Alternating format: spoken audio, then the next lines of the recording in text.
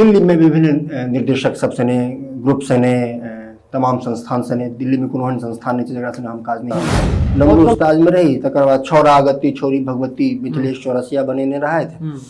तकरा संगे रही। उदयराज जे छे से एकटा सिनेमा बनेला घोग में चांद, ओहो में हम रही। तब बढ़िया पारिवारिक सिनेमा छलिया, एहिमे कोनो दिक्कत नहीं छो, एकटा सब्जेक्ट छलिया, ओहि पर ओ सिनेमा बनेलखिन, एकटा एंटरटेनमेंट भेले, सिनेमा लोकप्रिय छलै, खूब चललै, खूब सिनेमा के कमाई भेलै, और ओकर जतेक कलाकार छै तकर एगो सम्मान सेहो भेटलै, ओकर नाम सेहो भेलै, पाइ भेटलै कि नहि भेटलै सेहो सब जनता, लेकिन नाम सम्मान ओहि कलाकार सबके भेलै नीक, आ नीक एगो जे छै से मार्केट के एगो बनेलक। लेकिन फिल्म मेकर लग या तऽ बजट नहीं छनि, या नहीं तो वो चाहे पाई बचाबी, वो नीक कलाकार के लिए बने चाहे छथि, स्पष्ट बात कहि रहल छी।